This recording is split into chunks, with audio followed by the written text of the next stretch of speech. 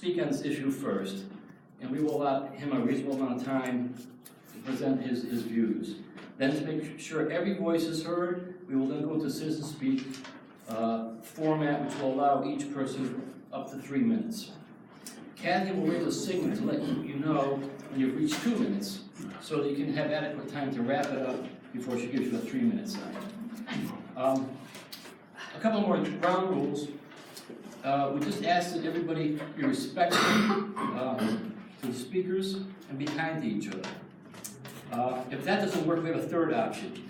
Be diplomatic. And for that, we'll rely on the words of Winston Churchill's definition. I'll read this here. Diplomacy is the art of telling people to go to hell in such a manner that they ask for directions.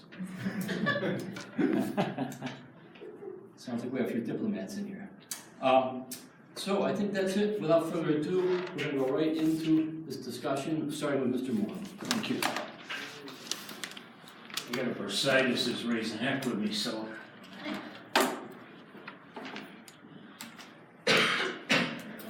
Thank you, Mr. Chairman, for inviting me and some of the other vets that are here tonight to express some of our concerns. I'm glad to see Randy in the back of the room. Him and I have had many conversations over the year. So basically, I'm here because I was disappointed to find out that there was a statue being proposed for W.E.B. Bois in front of the library here. My issue was not the statue itself, but maybe I thought the statue should be at his homestead, which would bring more people to his homestead. And I want to review a couple things with you. In March of 1953, Du Bois gave a, it's better when I get closer. In March of 1953, Du Bois gave a eulogy of Joseph Stalin, stating he was a great man, his judgment of men was profound and fooled the world, especially America. Du Bois was also awarded the Lenin Peace Prize. Du Bois was one of the co-founders of the NAACP in 1909.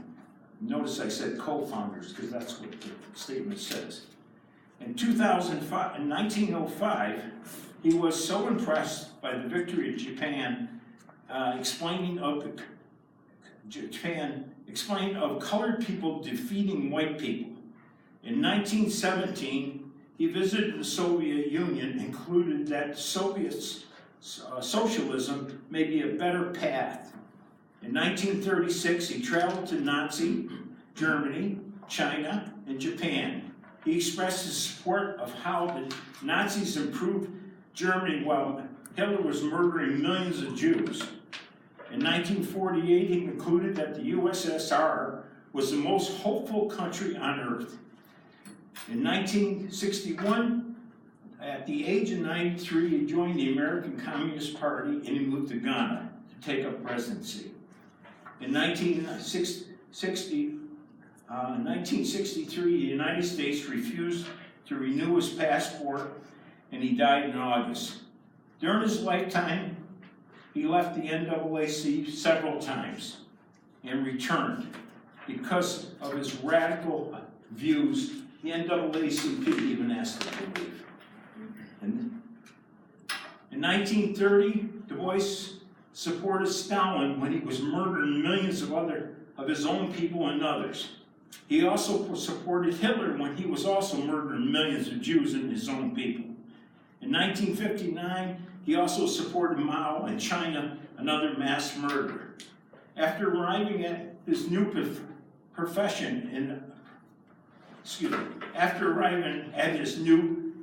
professorship in Atlanta, he was a strong supporter of the Communist Party and Marxists. So we go back, everybody likes to talk that he didn't turn until he was 93, joining the Communist Party.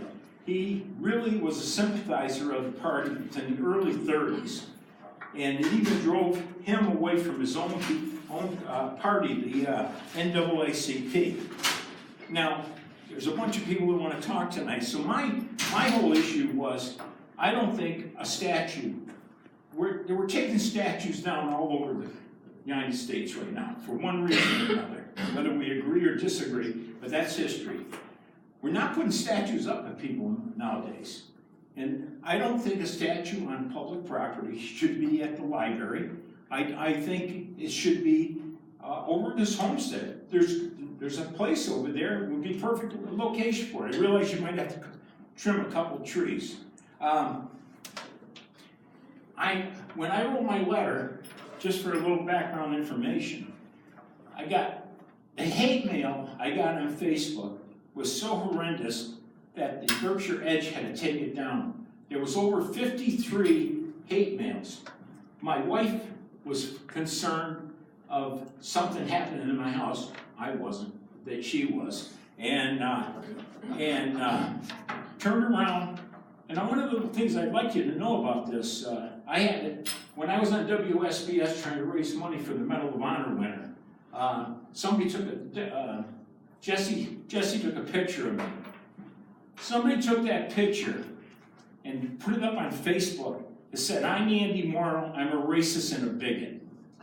Now, with that said, and Randy knows this, when Rachel Fletcher came to me when I was on the Board of Selectmen, and they had missed the warrant for the town meeting to put up, she wanted signs announcing that this is where he was born.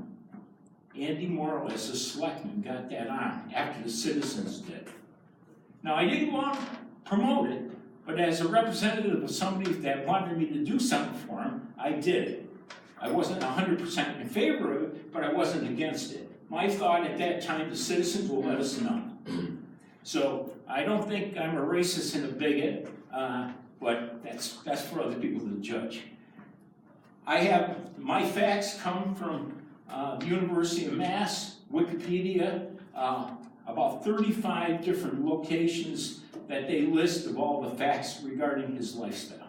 So what I'd like to do, Mr. Chairman, I'd like to step back down and allow somebody else to come and speak, please. Thank you. And if you have any questions for me, I'd be more than happy later or now. Okay, thanks. Patrick. I'm going to submit, I'm not going to read it all, so I'm going to give this to the board to read. Yeah. There's about 25 pages of different sources there as well. Is this what Andy has? There's different items in there. Okay, thank you. And I just want to present that and just remind people that we shouldn't, statues are a thing of the past. And it'd be nice to have a statue, we do have one, for somebody that actually helped the country. Right now, we have another plaque in the front of the library, somebody helped the British in the War of 1812. I think it's time to put one for America. May I just get back 1 second? Sure. What I'd like to give you is, when we talk about heroes in our community, a young man was killed in Vietnam. He was Paul Kronowski, is that how you pronounce it?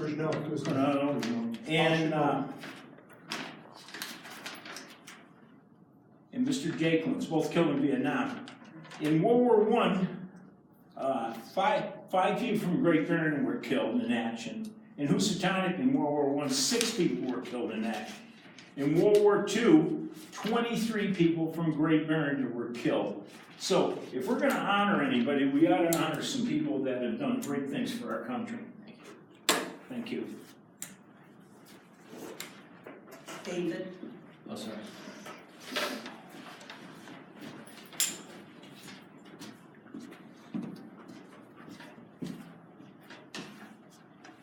Good evening. I'm here tonight. I did not know the presentation was going to be made, but I have brought something that is pertinent to the issue. I would like the board to consider. I feel the statute is appropriate. There should be a statute. It's the historical figure, and so it's part of the history of Great Barrington. Now, with regard to the statute itself, I believe there should be a quote from W.E.B. Bois that something can be said that is appropriate. And to that end, I'm submitting to the board a quote that I have selected from W.E.B. Bois that I feel is not partisan.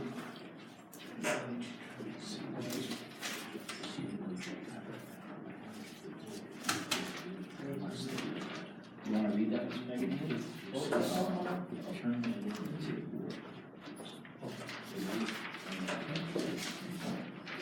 The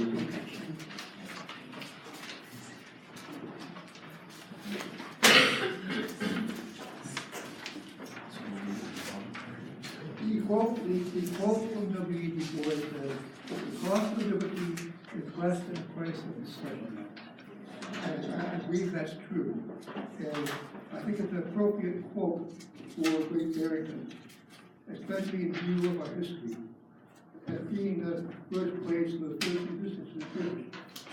I feel that this is a very fitting quote to go with the W.E.B. Bois statute. And it's absolutely true.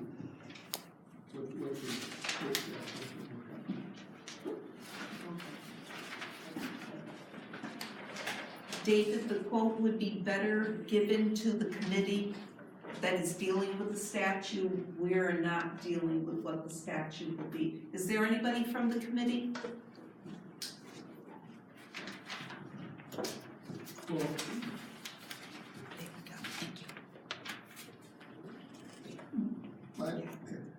My feeling in this is that this principle is a basic tenet of democracy and of freedom. And as such, it should be a nonpartisan quotation that all parties could agree on.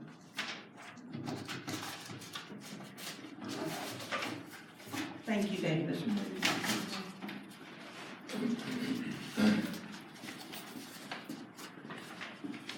yeah, I apologize, I should have asked people to identify themselves for the record here.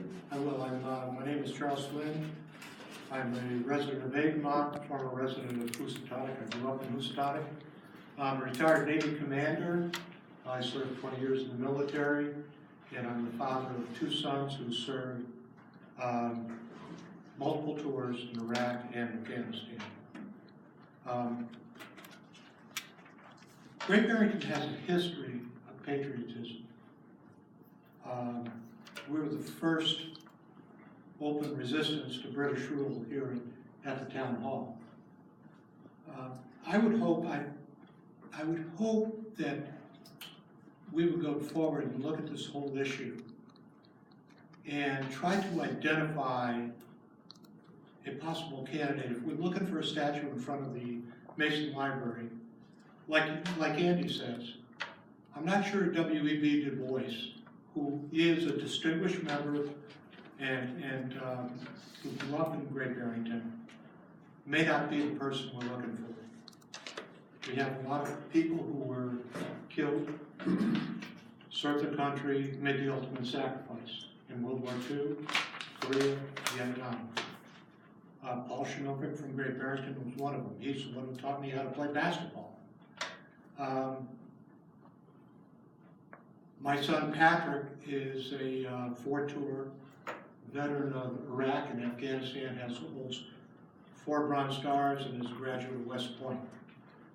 My son John served in Takuba, Iraq, early on in the war as a part of the 1st Infantry Division.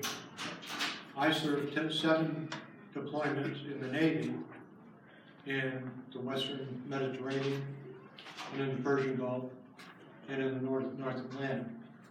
But this is not about me, it's not about my sons, it's about the town of Great Barrington.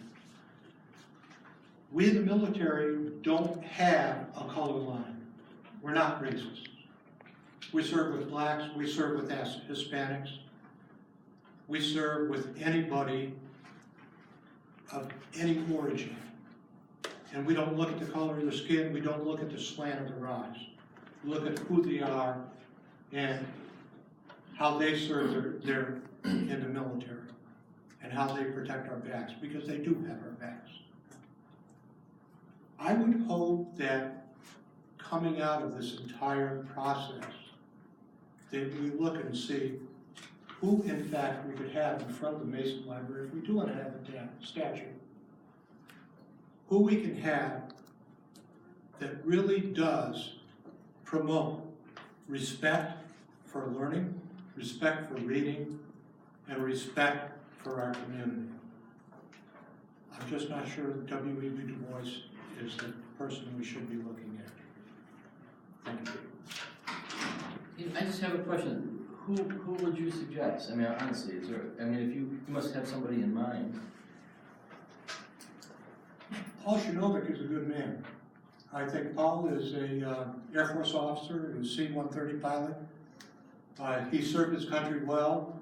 And I remember Paul was the kind of person that if you were just a young kid looking for a little bit of support, a little bit of counseling, Paul would be the person that you would want to go to. And he comes from a Polish family from Houston. Served his country, he was killed in action. This was Vietnam, you said? During Vietnam, yes. Okay. Thank you. Thank you.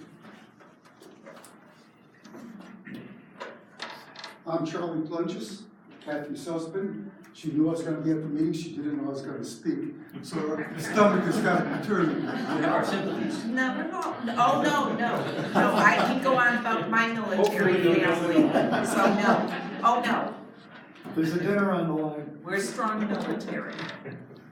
I look at this from a different perspective. I am of Lithuanian heritage. Lithuania is one of the Baltic states. My great-grandfather, our family came from a village outside of Vilnius in Lithuania. At the end of World War I, the communists in Russia invaded Lithuania. A decision had to be made because the village was going to be overrun. My grandfather, I don't know whether he was sent or voluntarily chose to go, came to the United States, started a new life. My great-grandfather stayed and fought. Now, I don't know what happened to him. I do know that my father never met his grandfather, so I presume he never made it to the United States. But he fought the communists. My grandparents didn't like the communists. Neither did my father. I have no love for them either. Think about the communists. Communism and individual liberties and freedoms do not go together. Communists have the same. Look at the greatest killers in the history of the world. Who do you get? Stalin. You got Chairman Mao, Pol Pot, among others. Du Bois, he admired and praised Joseph Stalin. Stalin, historians credit Stalin with killing 20 million people. The great Russian Alexander Solzhenitsyn said that figure is probably closer to 60 million. Do you know how many people that is? That is a lot of people. Stalin starved 7 million Ukrainians just because he thought they wanted to be free. 7 million. Take Iowa, take Nebraska, take other states. Breadbasket in the United States, dead. Ukraine is the breadbasket of the Soviet Union. He starved them. Completely. This is a man who was like, he had the ability to disassociate himself with Stalin. He chose not to. He defended and praised him. This is a man we want to put a statue of on top property in Great Barrington. I mean, this is not a yeah-but situation. It does not matter what he did domestically, and he did many great things. To associate yourself with a killer, a mass murderer like that, willingly do so, embrace communism, embrace Stalin's communism, is wrong. That is completely wrong. I'm sorry for getting emotional, but I feel this way. You people are willing to have a statue of this man placed on property. Shame on you. Shame on you for doing so. Should not be the case. Don't glorify this. Stalin was a huge killer. No ifs or buts about it. This man embraced Stalin, embraced the spread of communism. Stalin once said, a single death is a tragedy. A million deaths is a statistic. He was very great at statistics. I hope you just don't consider a statistic too. Thank you.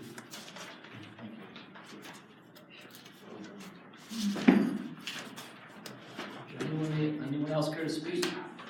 Please, Are you gonna speak? the floor is open.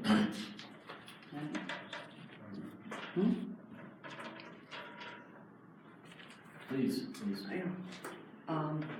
I just want to say too that I think a statue of Du Bois at either his boyhood site or the garden, the W.E.B. Du Bois Garden, would be a perfect place for a statue of him. And it would be much better, that his presence would be felt much better, all organized in one place.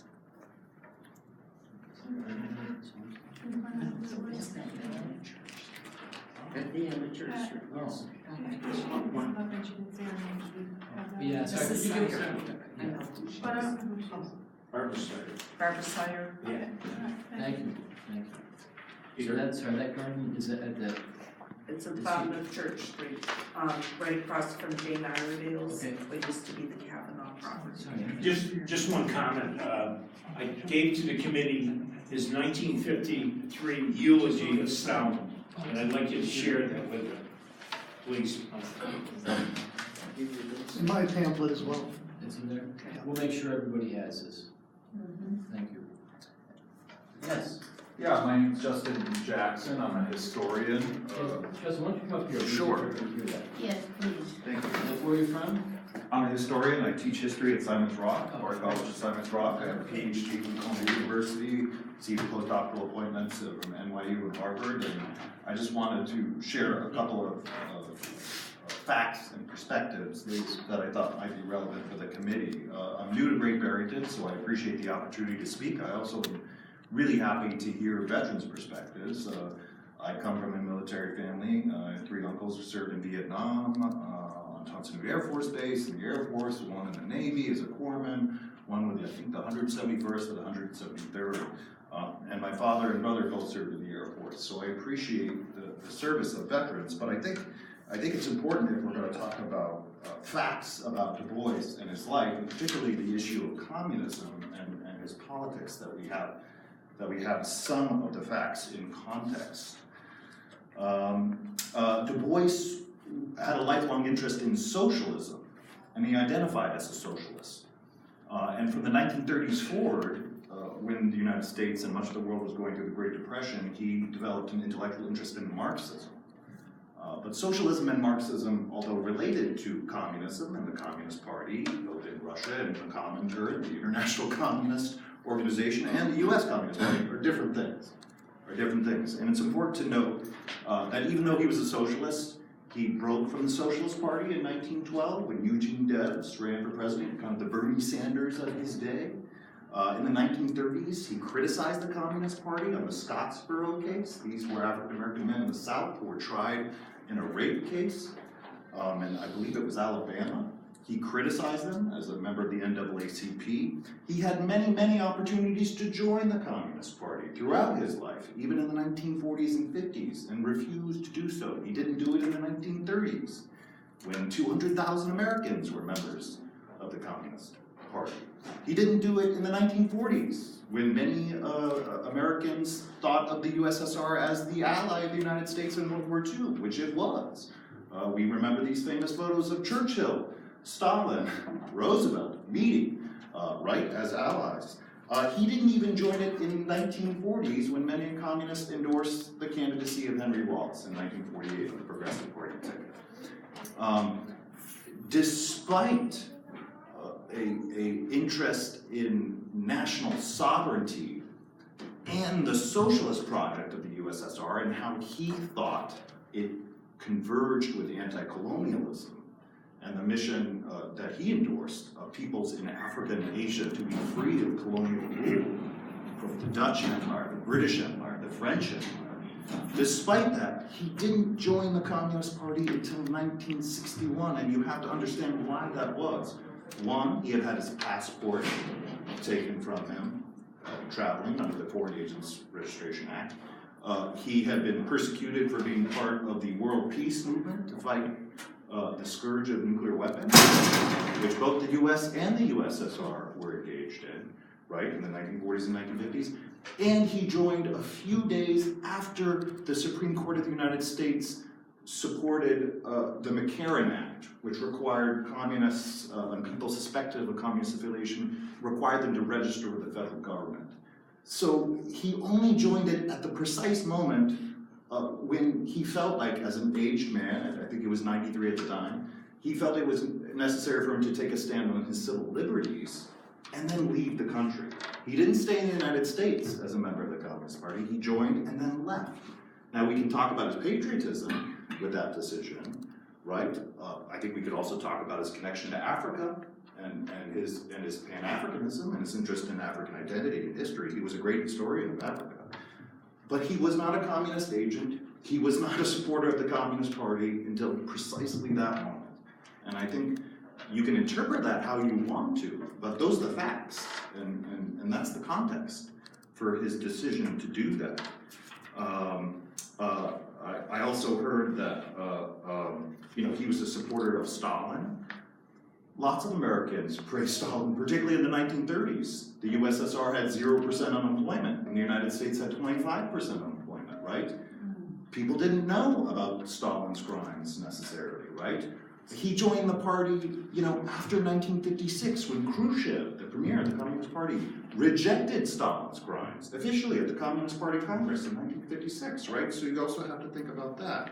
And lastly, the statement about the military not having a color line, that's absolutely true today. Unfortunately, that was not always true. I mean, as we know, the US military did have a color line. It was something that Du Bois protested during his life, and in part because he helped to found the NAACP, right? Harry Truman desegregated the military, much to his credit. So respectfully, I'm thankful for the perspective of veterans here, their patriotism, which I share and have a similar family background with that. But I think the facts are important, and the facts can't always be interpreted in any way we would want them to be. John Adams, a very amazing American president, said facts are stubborn things, right? They don't always change depending on the perspective. Thank you.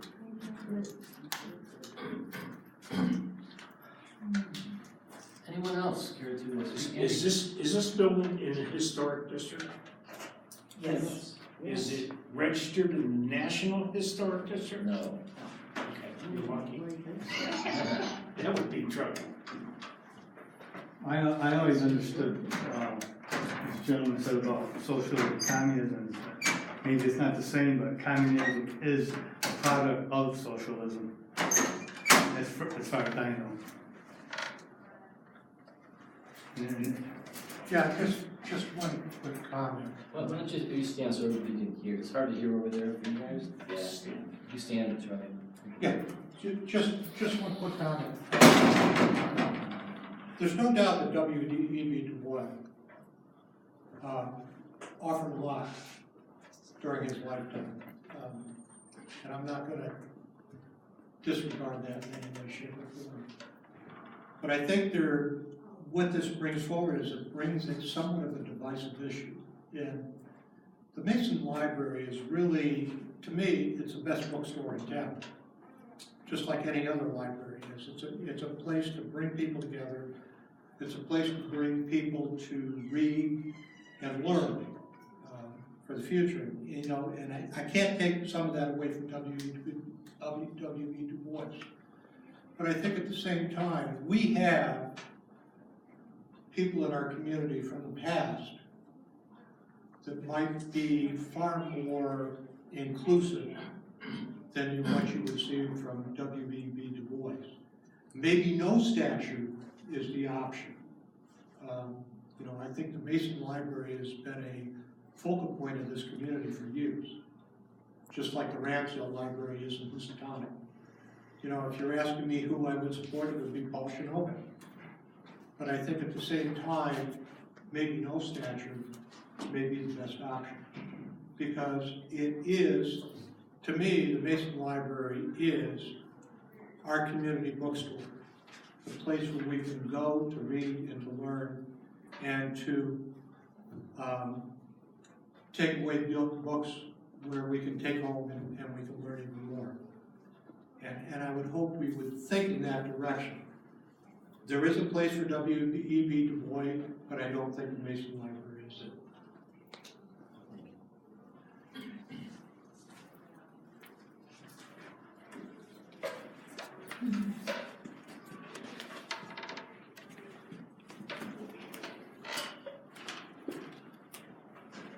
I think Justin has really touched on many issues already. And he touched on something which I've been doing a lot of research about, which is the time that W.E.B. Du Bois got prosecuted by his own government, by the American government. This happened 10 years before he joined the Communist Party. It was in 1951 and he was 83. He wrote a pretty funny book about it. It was not funny at the time though. He was indicted under something called FARA. Nobody knows about FARA except now we do know a little bit about FARA. It's called the Foreign Agent Registration Act. And we only know about it recently because both Paul Manafort and Mike Flynn were indicted by the special prosecutor under this statute. It has been it has been on the books since the 1930s and was a way that the government felt that the US government felt they could deal better with Nazi propaganda, so that if you were lobbying for a foreign government or a foreign party or a foreign business, you had to register with the Department of Justice. And that is still the case today, and the fact that, for instance, Manafort and Flynn didn't do that in their respective cases led to the indictments that they just received.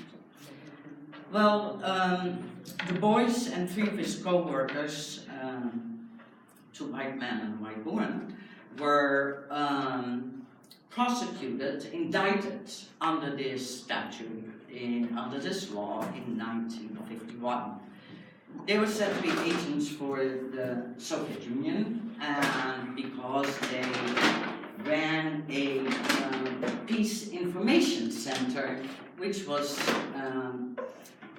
disseminating all over America a petition for world peace, and actually 2.5 million Americans ended up signing it. This particular prosecution hurt Du Bois tremendously.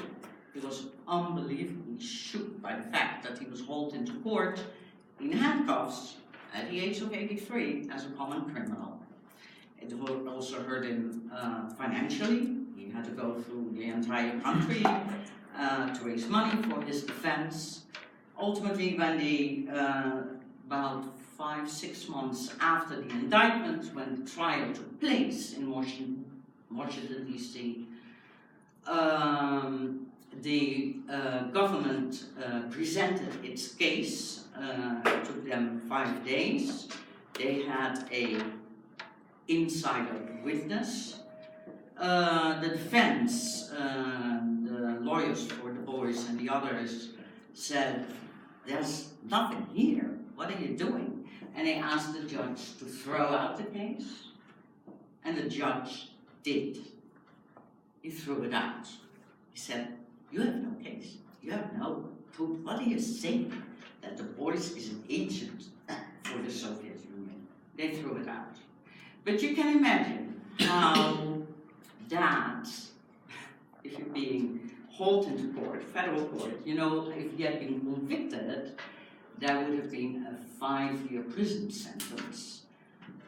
It hurts. And I'm not saying that excuses him or even explains why he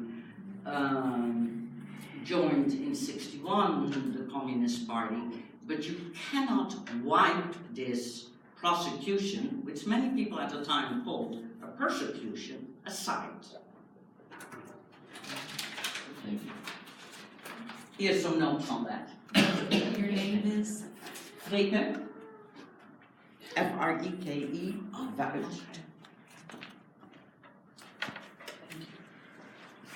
These are great information here, a lot of this I know I haven't heard before. Is anybody else, please don't be shy here. We're here to learn from each other and to hear things. Please. Thanks. My name's Emily DeBrody. I was born in Great Barrington, and I grew up in Sheffield, and then I went away for a while. And then now I own a house right in Great Barrington, and I'm basically living here. And I'm very proud to live in Great Barrington, and I'm very proud to live in the town that Du Bois was born in. It means a lot to me. And it means a lot to me, one reason, because I didn't grow up knowing about Du Bois. I learned about Du Bois when I went to Princeton University for college. And I didn't know people, and there I was in my first year in American Studies class. And one of the first people on the syllabus was W.E.B. Du Bois from Great Barrington. And I was amazed. And I started reading his words about our town, and I heard these professors talking about him, and they talked about him as an American citizen. They talked about him with great respect and great honor. And I had never heard anyone talked about on a national level who was from Great Barrington like this. And I want to also be very respectful of the veterans, and I really appreciate that perspective in the service, and I thank you for your service. And I think for me, it's just a question of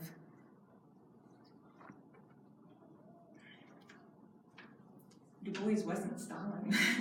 I mean, many things can be said about Stalin. I've done some research, and he wasn't.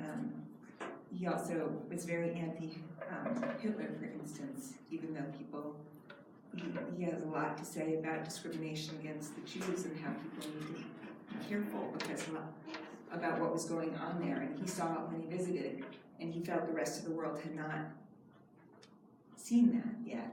I think when you go into the depth of the things about him, his words, his actual words, one might be surprised at how American he was and how much he pro-America he was, and how much he was for our culture, and definitely how much he was for the town of Great Barrington over his life, and how respectfully he spoke of it, and how grateful he was for the equality he found here. So I just want to say, as a resident, I was thrilled to hear that there may be a statue for him on town property, and especially because I bring my 5-year-old son here every day, and he knows about W.E.B. Du Bois now. And it was his first lesson in racial equality, and I hope that continues. Thanks for your time today. Anyone else? Don't be shy. That's the phrase, speak now or forever hold your peace. You sure now? Anybody else have anything that you've heard? Peter, we just like to thank you for the opportunity to speak to the committee. I know we're a little late on the issue, and maybe too late, but I just thought it was important to be heard. Well, let me address that. This is just the beginning of the process here. You know, there is no money for the statue yet. There's no statue. There's other boards that have to look at things anyway. This is the first inning of this anyway, and this is a great start that everybody can exchange these ideas. We don't all agree on everything, but I think it's a great start. So no, this is not. This is the beginning, not the end. Thank you. Thank you all for coming. You know, the thing is, you folks should feel free to evacuate, so we can go to the rest of the meeting. So, or you can stay if you prefer. But thank you for coming. This is your building anyway. But thank you for coming.